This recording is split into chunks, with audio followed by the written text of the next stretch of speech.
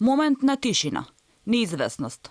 А откако зелената линија на апаратот кој мери отчукување на срцето почна да покажува ритам, следаа ракоплескања, солзи радосници, успешна трансплантација на срце.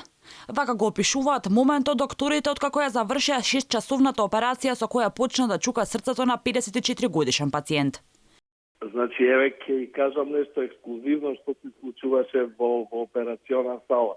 Кога срцето проработи, значи кога се завршија сите анастомози, кога бевме сигурни дека одиме на добар пат, целиот тим почна да аплаудира, значи во операција. Многу емотивен момент, навистина беше многу емотивно.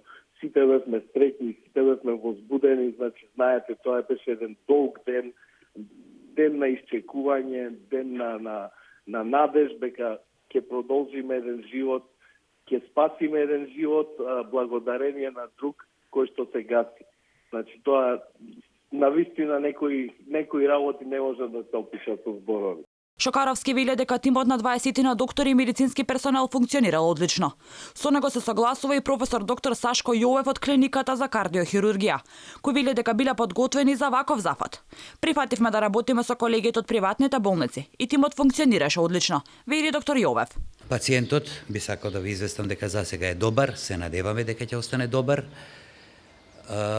Ова не само што представува на некој начин само по себе како зафат круна во практично кардиохирургијата и медицината, туку представува и заокружување на еден процес што го започнавме, процес на лекување на терминалната срцева слабост. Ова е прва трансплантација на срце од починат донор во Македонија. Докторите велат дека експлантацијата е многу тажен процес, оти некој умира. Но кога ќе се пресади орган од починатиот, се добива поинаква смисла. Шокаровски за Алфа вели дека донирањето на органи е благородно. Оти од еден човек може да се спасат дури 8 животи.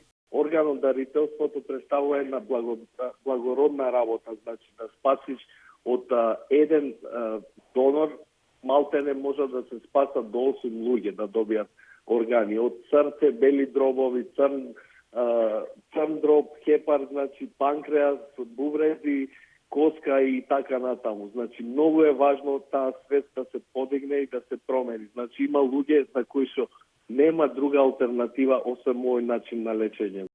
Жената која спасува 3 животи е Велешанка, чие срце е донирано, но и бубрези кои се пресадуваат на 2 пациенти кои имаат потреба од нив. Пациентите кои ги добија органите беа избрани од националните листи за чекање за срце и бубрези според медицински утврдени критериуми за совпаѓање, кои ги изготви и со кои раководи Министерството за здравство.